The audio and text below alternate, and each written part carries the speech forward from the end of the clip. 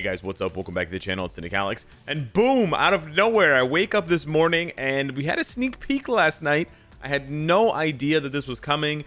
Surprise, surprise, Baron Mordo is getting a uniform, inspired by Doctor Strange's Multiverse of Madness. Mordo is ready to put his dark and mystic arts to the test. Let's check out the sneak peek. This is a nice surprise. I like that they're sort of spreading out the update, but still having it in time. Like, the movie just came out yesterday or the day before for a lot of countries. It's not out everywhere yet. I don't think there's going to be any spoilers in this uniform, so you don't have to worry about anything like that. I'm not going to be spoiling anything. I haven't seen the movie yet. I'm actually seeing it tonight. Woo woo! But I really like this sort of like slow release of content related to the movie, and I hope that means we're going to see even more of it, because there's still a lot more characters. Clea, Satana, Hellstorm, Ancient One, Caecilius. Like, there's still a lot of characters related to Doctor Strange who could absolutely be getting a rework. But yeah, so we see the two base kits for the two, uniforms we've come to know for Mordo, and then we see the new one. So this is basically the exact same way that the other sneak peeks were designed, and basically to look like those movie posters where the glass shattered and everyone was in those different dimensions or multiverses or whatever you want to call it. So we do see the new look for Mordo. This new look, of course, is straight out of the movie. Looks really, really good. But there is one thing that we don't see. We do see the sling ring. That's pretty cool.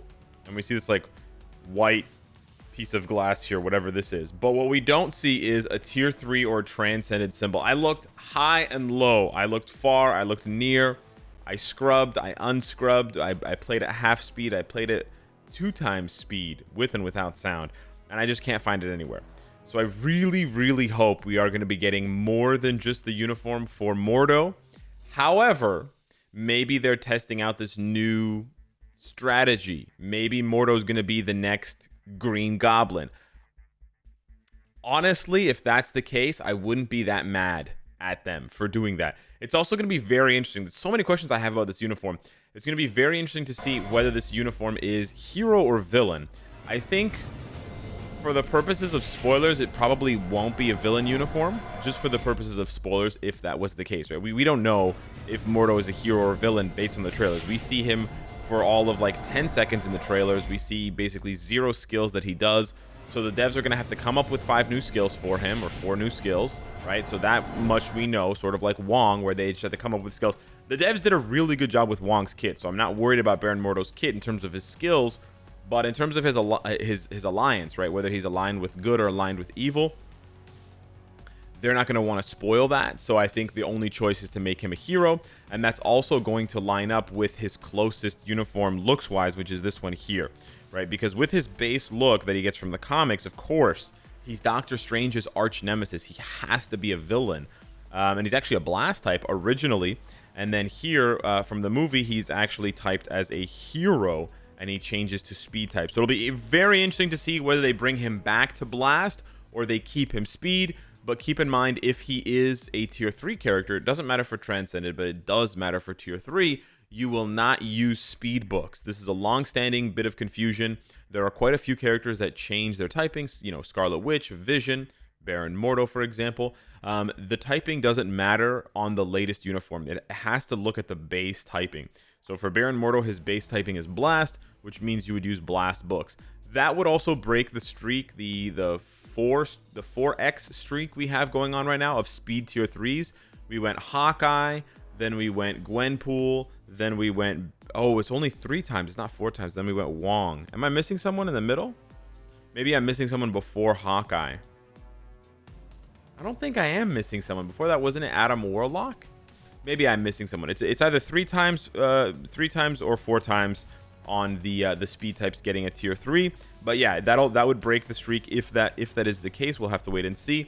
But I really do hope he gets something more than just tier 2, or if they're gonna do tier 2, if they do it Goblin style. If they do a Goblin style tier 2 where he's absolutely insanely good, I actually really like that, and I wouldn't mind having a couple more characters like that in different categories. Like we have villain, we have hero, whatever. And I'll tell you why. It's really good as a catch-up mechanic. Green Goblin is one of the best catch-up mechanics in Marvel Future Fight because he's fun to play for veterans and whales and stuff like that. Like, he's actually meta, right? So longtime players are going to play him even if he's not tier 3 or transcended. But for newer players or for players who want to come back into the game and get a huge spike in power, this is the easiest jump in power that you can do. This is the cheapest jump in power that you can do, because every other character is going to require a uniform and the investment of tier 3 or Transcendence. You don't need to do that with Goblin. You don't even need to take his gears to 25. I did, but you don't even need to do that. You can get really good production out of your Green Goblin with a minimal build, which is, it's just the crystal, right? It's just 1,000 crystals or the 875 crystals if you picked it up during the 50% discount. So yeah, if they did that again, if they offered that again, that would be really, really nice. And then again, seeing that we're getting another sneak peek now indicates that there may be more to come. And you can actually see from the Netmarble forum post, it says right here, this sorcerer has taken on new responsibilities in his own dimension, the next Supreme. So it sounds like in their sort of narrative, and again, this has nothing to do with the movie because they haven't seen the movie, so they don't have spoilers. In this narrative that Netmarble is building in Marvel Future Fight, this Baron Mordo is actually the Sorcerer Supreme of his universe, right? In his existence, in his dimension, he is the Sorcerer Supreme. So that's pretty cool. They should give him some pretty OP powers if he's supposed to be a Sorcerer Supreme, on par with Doctor Strange. So that should be pretty dope. Check out the new look of this sorcerer who is ready to put his mystic power to the test. This kind of makes me worried that he's not going to get a tier 3 or Transcendence. But again, they can still make it work if they do a Green Goblin type of upgrade for tier 2. But this also doesn't say that this is the last sneak peek, right? It doesn't say update details to come, which means we could be getting more. Hopefully we are, sort of fingers crossed for that. I would be down with seeing the 250th character as well, but I don't think we're going to get that for this update. So yeah, when this update is scheduled to land is a great question. We don't have any direct information on that just yet. My guess, if I had to guess, would be the 10th and the 11th. That is sort of that's the basic, Tuesday night, Wednesday morning. That's their timeline. That's their window for when they do most of their updates. So why would they change it now? I don't know. But like seeing that we're getting a sneak peek so soon, it seems like they may be dropping more sneak peeks. We might get one tonight, and then we might get one on Sunday or Monday. So yeah, I'm pretty excited about that. I'm not gonna lie. And then as far as Mordo goes, yeah, I mean he needs everything, dude. He needs everything. He has basically nothing. This is a Wong-esque character. It's just like you can count the number of hits on his old uniform. This is a 2016 uniform, guys. So at the time, it was pretty cool, and it was quite unique, and it was quite, not OP, but it was, it was definitely something new. The long iframe on 4 was always really good, and then the fact that you went from a blast villain to a speed hero was also very good. However, back in the day, there was this persistent rumor that he actually got worse, that Baron Mordo actually got worse as he changed from hero to villain.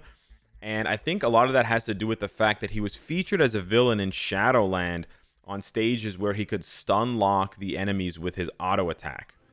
So this is sort of like an interesting piece of MFF history for you guys here to wrap out the video. But basically, the old Baron Mordo, and you can actually look this up. I have a video on it. I'm pretty sure Beast and other content creators have videos on it. But basically, the auto attack for Baron Mordo is really fast. It's really fast, and it actually has guard break on it. At least it looks like it has guard break on it. And so when you turn on the AI, look at this. I'll stun them forever. They'll never get out of that auto attack. Yeah, I mean, the other ones are hitting me, sure, but these ones aren't. So if you play this Baron Mordo on the old, well, it's old now, on the Shadowland stage where there is the 2 Destroyer Sentinels, you can, I'm not sure exactly what floor that is, but it's like you can, I think you can find it on starting on like floor 14 or something like that. I don't think I saw it last week, so I can't show you guys the little icon. But yeah, you can actually stun lock both of the Destroyers, and then you just hold down the auto attack button, and that's it. They're done. And you can finish the fight like that. This Baron Mordo, you can't do that with because, again, it's a full change on his kit. So everything changes, all of his skills, etc.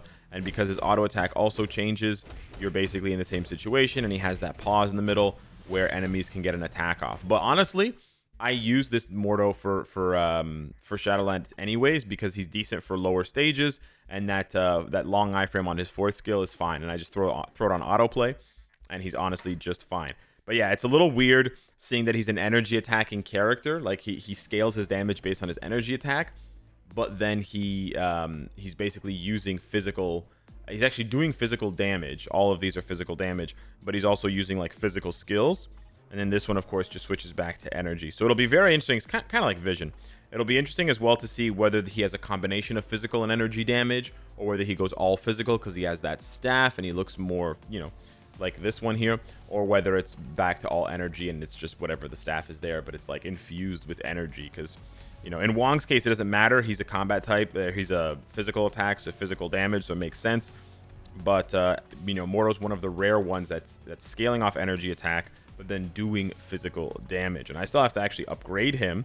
So this will probably be a good time to mention for these potential tickets. If you guys have any of these lying around, it doesn't matter who you use them on. The only small difference you may want to consider is mutants, because mutants require, instead of black antimatter and chaos Nornstones, they require X-Men materials. So if you want to save the Emkron crystals and Phoenix feathers for crafting comic cards, then I would say save your potential tickets for mutants. Otherwise, it doesn't matter who you use it on. There's no extra value. So with that being said, hit me up in the comments down below. Let me know what you think of the Baron Mordo surprise sneak peek. And who is left to come? Are we going to see Clea? Are we going to see Ancient One? Or are we going to wrap it up here with Mordo? Thank you so much for watching. Smash the like button, and I'll see you in the next one. Take care.